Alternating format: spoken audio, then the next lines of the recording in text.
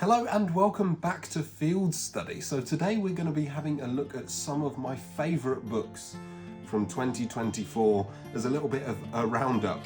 Not all of these books came out this year, they are just books that have come my way into my collection this year. So there's everything from foraging books to recipe books. I talk a little bit about my obsession with The Wind in the Willows. You get to find out what my favourite TV programme is. So people were asking over on the live stream that I do every Friday night or sometimes a Saturday morning, if we could start sort of a book club to understand some of the resource material that I draw from when I teach about foraging, wild food, and that sort of thing. So I thought I'd kick off with this and do a roundup of my favourite books that have come my way this year. There will be some more foraging content coming in the next couple of weeks. I'm working hard on it. So yeah, sit back, get yourself a cup of coffee and enjoy me talking about some of my favourite books. That's my stomach, by the way. So I'm going to start off by telling you about some of my favourite foraging books that I've got this year. So this is the first one. It is Wildcrafted Fermentation by Pascal Boudard, who is one of my favourite foraging writers out there at the moment. He is a forager, he is a ceramicist, and he is also a fermentation guide. And the food that he produces is really thoughtful, and I can't think of another way to describe it. There is nuance, there is delicacy, there is story, there is all of these things that go along with it. And I really, really appreciate that. So I love his books. This is one of the ones in a series that he's written. If you remember back to my Books for Beginner Foragers video that I'll link up in the top corner, I recommended a book by him called The New Wildcrafted Cuisine, and I still recommend that, but this is one that I got this year, which is Wildcrafted Fermentation, where he goes through and he teaches you how to use lots of the wild ingredients that you forage for and turn them into incredible things via fermentation. So some of you will know that I am a brewer by trade, so fermentation is sort of my bread and butter, but I also like to do lots of other fermentation styles here down at Field Study HQ. Now, he is from California, so lots of the plants won't be the same as we have here in the UK, but all of the processes are applicable. And originally, I think he's from Belgium. So lots of his background in foraging and wild food comes from Europe, Northern Europe specifically. So you'll find lots of familiar plants that he's playing with that he can find out there that we can find here. So if you look, black mustard leaves fermented in their own seeds, lovely, look at that, looks beautiful. Drink the fermented forest. He is a big advocate of making lots of stuff out of forest floor, which is a spice blend that he makes using things that he's found on the floor of the forest, which is fantastic. Hot sauces, there really is no end to what he does in here. Nice accessible stuff there as well, like wild food, kimchi, fermented baby mushrooms, lacto-fermented dehydrated wild berries. That is an incredible thing to do with blackberries here in the UK. And any of you guys that came along to the course that I did in Norfolk, the fermentation course that I led in the woods for the skate retreat, you'll be familiar with this one, lacto-fermented raw soda. So I did a recipe similar to this one, inspired by this, and it was a lacto-fermented raw soda that I tried to make taste like Fanta fruit twist. So I used all sorts of stuff from my own garden, and had a few tricks up my sleeve, but that went down a storm. And if you want to learn more about those sort of processes, then this is the book for you. I think in a lot of ways, the foraging community is really, really good at dumping information on identification. But I think all too often, especially beginner foragers, will go home and they will put their foraged bounty on the side, feel a sense of accomplishment, and it will sit there and dehydrate and grow mold. So I think one of the most crucial things to do as a forager, as part of the internet foraging community, is promote inspiration and cooking and recipes. And there's going to be a lot more of that on this channel over the coming year, teaching you how to use the plants and fungi that you forage for, because that is the entire reason we do it. It is food, it is medicine, and by preparing things in ways like this, by using fermentation and all of these processes that are coming back into vogue now, we can get the best out of our wild plants. There is a misconception that foraged food is either bland or bitter or uninteresting, and that just isn't true. You're just not preparing it correctly, in my opinion. So yes, the reason we forage is to get nuanced flavour, to get flavours that we can't get anywhere else. And a way to unlock it is via fermentation. So yes, grab yourself this book if you're at all interested in that. So another thing on the list of things that I wanted to do this year was get better at identifying seaweeds. So I have a forager's sort of knowledge of seaweeds. That is to say, I know all of the good, delicious ones that are in the foraging books, etc. And I forage for them quite regularly, because down here on the south coast of the Isle of Wight, where I live, we have beautiful rocky coastline that is good for seaweed, excellent for seaweed. The species diversity is immense. So yes, I got this book. So most of the seaweeds in the UK, I'm sure you know, are edible. There is one that is slightly toxic, but it lives in deep water, and I've never met anyone that's actually found it. So yeah, I just wanted to know, when I go down to the beach and I'm picking seaweed, that I can come home and put a name to it. And what names we have. Look, creeping chainweed, Okamura's pom-pom weed, beautiful. Hairy straggleweed, beautiful straggleweed. I mean, you can tell, can't you? That's the beautiful one. But yeah, so I'm looking forward to, in the spring, taking this down to the beach and looking at all the new beautiful growth and cooking with it, but also being able to put more names to more species, because there are so many different species of seaweed out there, and they're all beautiful and they're all fascinating. And in a similar vein, we have this, which is Geoffrey Kibbe's British Boletes. And I wanted to know more about the species diversity of boletus mushrooms. So Geoffrey Kibbe wrote lots of these excellent ring-bound field guides, and you can buy them online. They are a bit of an investment, but the knowledge is second to none. And if you see, this one is British Boletes with keys to species. So it also gets you to the idea of using a key to identify mushrooms, and we'll get onto that in a little bit, but this is a really, really good book. So I wanted to be able to name more boletus species, some of the more nuanced ones, and be able to sort of tell them apart, because they are a family of mushrooms which absolutely fascinates me. It contains some of the most sought after mushroom species, like Boletus edulis, the penny bun or the sep, but also some beautiful ones here. Look at that. What is that? That is Strobilomyces strobilaceus, black grey, shaggy, scaly pileus. Look at that with its weird sort of feathery, black feathery texture on top. Love it. Anyway, so I wanted to know more of the species, so I got myself this book. So you can go into this book as long as you give it time as a complete beginner, and you can learn lots of the different sort of terms and terminology that mycologists use when we identify mushrooms and fungi.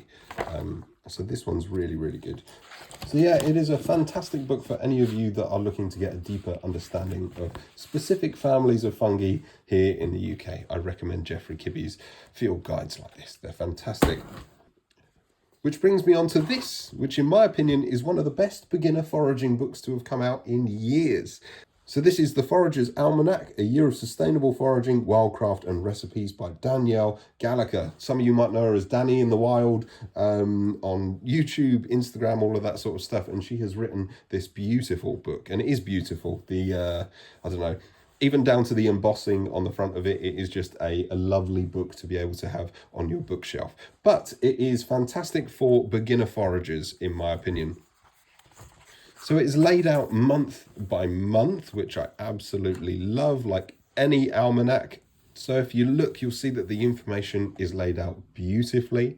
The text is both precise and descriptive, which is an excellent combination, in my opinion. It gives you an idea of when you can expect to harvest things, and the sort of longevity and how long the season lasts. And also down the bottom, the all-important poisonous lookalikes. So if you feel like you want to go out and forage for Alexanders, it tells you to look at hemlock water dropwort, which by the way is one of the most toxic plants in the UK. It's definitely one to learn if you're ever going to look for Alexanders. It just means that you can go out knowing what the toxic lookalikes are, and you can do research beforehand to know them so you don't accidentally pick them. It is fantastic. And also, the thing that sets this book apart from lots of the other ones is the recipes that are in it. Danny is a fantastic cook. She also is really, really good at making medicinal things as well. And lots of those are laid out in here. And I'm looking forward to trying some of these next year when the season starts up again in earnest. So yeah, this is a fantastic book. And I recommend this for anyone that is just starting out in foraging. It's one I wish I could add to the video on beginner foraging books that I did a couple of years back. Maybe I'll do an update on that soon. But yeah, this is one that I would definitely add to the list. And it's one, even if you are a seasoned forager like myself, it is a beautiful artifact to have on your shelf. So these next couple of books were actually given to me by a family member, and as anyone that has joined in on the live streams that I do will know, I'm a bit of a collector, and these are antiques. So this one is a guide to Sowerby's models of British fungi in the Department of Botany, British Museum, Natural History, printed by order of the trustees in 1898. So this is a guide to the collection that was in the British Museum in the Natural History section,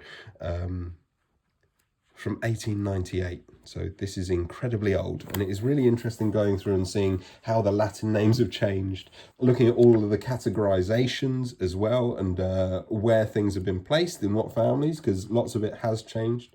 But it is just nice reading something about mycology, which seems like this new field of interest for lots of scientists and people now, and reading something from over 100 years ago. It is beautiful. And so is this. This is Textbook of British Fungi by W. Delisle Hay.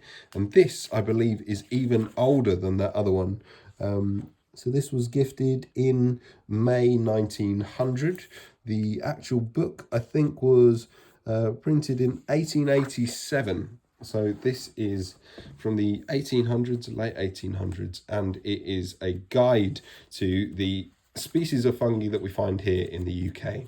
And this actually belonged to someone that the person that gave this to me knew, and apparently they used to take trips out of London where they lived and go into the woods of Surrey and Kent and look for mushrooms and bring them back and host dinner parties. So this was a well-loved book, and I shall treasure it for the rest of my days, I think. It is a beautiful thing. But again, it's really nice seeing the names of things and how they have changed. But yeah, we got all of the ones that we recognise in here. But look at this, Fistulina hepatica, and it's here listed, the common name is the oak tongue. So I know this is the beefsteak mushroom. It's what is written down as in lots of the books. But I love that, the oak tongue. It's similar to the French. They call it, I can't remember what the French is, but it's like tongue of beef or cow's tongue. But the oak tongue fungus, that is a beautiful common name. I think I might start using that one instead of beefsteak. But yeah, there is some really, really interesting common names in here. We've got the Pozizas here. So the snail shell, the hairy elf cup, and the bat's ear, which is beautiful. I really did like how they named things in the 1800s. But yeah, like all common names, they change, and some of them persist and some of them don't. So there are some in here which are real artifacts of their time. And I absolutely love poring over this book in the evenings. It is a beautiful thing. So this is Textbook of British Fungi by W. Delisle Hay, and it is one of my most prized possessions. So that is one of my favourite books of the year. So we're going to briefly sidestep to a book that I found in a charity shop in Winchester, and it is Beyond the Wildwood, the World of Kenneth Grahame, author of The Wind in the Willows. And basically it's a book that sort of charts the life of Kenneth Grahame and sort of points at where the inspiration for lots of the things from The Wind in the Willows comes from. And I am a massive fan of The Wind in the Willows. A massive fan. I think that might be a bit of an understatement. I'm a huge Wind in the Willows fan. In fact, I actually collect the audio tapes of the Wind in the Willows. So there we go. That is one narrated by Patrick Wymark. There we go, in 2 editions there. I think that might have come free with something like a newspaper. I have this one, which is one of my favourites. So this is the Wind in the Willows as read by Alan Bennett. It's a fantastic one to go to sleep to. And this one is actually read by Richard Bryars, who, again, fantastic voice. But yeah, so I collect it on audio tape, which I know is a little bit geeky, but for me, as a world to get lost and escape into, the world of the Wind in the Willows is second to none. And talking of a little bit of escapism, also got this from a charity shop, which some of you might like. So this is J.R.R. Tolkien, Tales from the Perilous Realm. It has Farmer Giles of Ham, which is a really strange, I don't know, some of the stuff that Tolkien wrote when he wasn't being serious was a little bit odd. But anyway, this is an interesting listen as well. And just look at that artwork on the front of it. I blooming love this.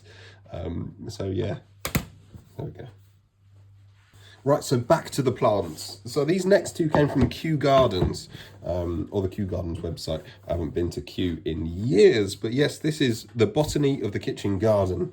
I think that actually might have been nibbled by something down here in the garage. Oh, damn you, garage mouse. So this is the Botany of the Kitchen Garden. So anyone who likes botany, down to like plant morphology and sort of speciation and how different cultivars are made and stuff like that, like I do, yeah, this is an excellent book. So basically it goes into lots of the common vegetables that we grow here in our gardens in the UK, and it tells us the botany behind it. So the botany of pruning is an interesting one. It talks about chemical flow and sort of rooting hormones and all of that sort of stuff. And go sweet potatoes, and it's just a fascinating read. I grow a lot of stuff here in my garden. I basically turn my garden into an allotment, and this book has really helped me understand and bring some of my knowledge of plants from the outside world, the wild world, if you will, and apply it to the plants that I grow in my domestic situation. And because of that, it has made me see vegetables in a new way. It is a fantastic book. So keeping on the theme, we have this, which is A Gardener's Companion to Medicinal Plants. So it basically talks you through, and this is good for anyone that is interested in foraging for medicinal things. I feel like this is a good side step to be able to take. It goes through lots of common garden plants that we grow here in the British Isles and over Northern Europe, and goes into their medicinal uses over time. So this has excellent sort of nod to ethnobotany. So it basically tells you about human plant use over time. And that is one of the things that fascinates me the most. It is about how human beings have used specific plants all over the world as long as we have been there. And it is an interesting thing. Lots of the plants that we grow here as ornamentals are taken out of the wild from other parts of the world by plant hunters and all of that sort of stuff. So what may seem domestic, like hydrangeas and, buddleia and all of that stuff, actually exists as a wild plant somewhere. And because of that, it has a story of living alongside human beings. And some of them are really quite useful. I feel like when we take a plant out of context to grow in a garden in another part of the world, then we sort of lose its story. And rediscovering that plant's story, where it is from, can help us see our gardens in a new way, I think. So this is a great book for that. It's an excellent starting place. Like I say, the information is short, it is brief. I think that is to keep it readable, but you can use it as a good jumping off point and then go and read lots of stuff on the internet, which is good. So that is The Gardener's Companion to Medicinal Plants, an A to Z of healing plants and home remedies. Fantastic. So I'm well aware that this video is getting quite long, so I'll rattle through the next ones. So this is James Wong's Homegrown Revolution. I got this in a charity shop as well. Fantastic book. I keep on saying that. It really is. For a book that is, I think this went along with a TV series. It is well researched. It is well photographed, and it is fantastic. Look, there we go. I've opened it on sea kale, Cranberry maritima, one of our favourite favourite wild plants down here on the island.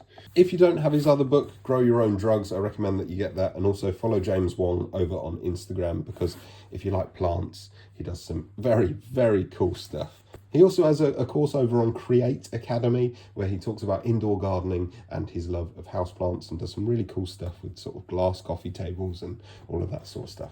So yeah, go and check him out. And then these two are due to my unfortunate love of a TV show called The Victorian Kitchen Garden.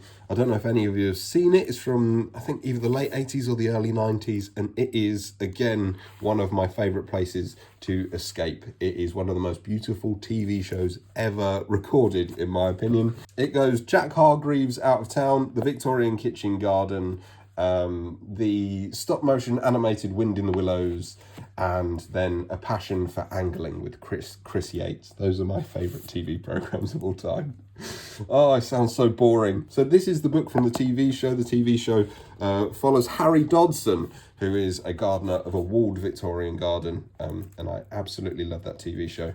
I watch it a couple of times a year. I'm currently halfway through it, and I just walk around with my earphones in the garden listening to the soundtrack to it as well. So yeah, pretty sad. But anyway, lots of the things that they reference are from this classic, which is The Best of Mrs. Beeton's Kitchen Garden. So if you grow vegetables or are interested in that sort of stuff, then that is a good book to have. This I picked up in my local church for 50p, and I'd never read it before. Quite like Nigel Slater's recipes, but this is real fast food, and it just has loads of quick and simple stuff. So for inspiration, like we were talking about earlier, what I like to do is get books like this and just read just the brief recipe, and then sort of adapt it to have wild food and foraged ingredients in. So yeah, that was really, really good. This book is really good as well. Same church, £1 because it's slightly bigger. But yeah, the National Trust Complete Traditional Recipe Book. It's got everything from sort of, cheese scones to, all the things that you'd expect. But this week I learned from this book that you can actually make a savoury bread and butter pudding, like a cheese and leek bread and butter pudding. Who knew? So I might try something like that over Christmas. But anyway, that's a good book. And this, potentially one of the most well photographed books, and one that I absolutely adore, is made by the Royal Horticultural Society, and it is Heritage Fruits and Vegetables. So one of my interests is heritage and heirloom varieties, and also this year I'm going to start breeding my own varieties using heritage seed stock. So this, just as a still life photograph, that is lovely. So it goes into the history of lots of different vegetables and plants, etc., and shows you beautiful pictures of some of the varieties that have stood the test of time. So there we go. If you like that sort of thing, you might get a little something out of that. So there we go. Thank you very, very much for watching. I hope you enjoyed that little look into my reference library. Please comment below with your favourite books of the year. If you've read any of these ones, what did you think about them as well? And is there anything that you think I am missing that I should be reading? Please pop it in the comments below. I'll be back very soon with some more foraging content. In the meantime, you can always follow me over on Instagram at fieldstudy_. Right, this video has probably gone on way too long. You're probably bored of the sound of my voice. My name is Joseph. This is Field Study, and until next week, take care. What's that? My nose is so blocked. Oh my goodness.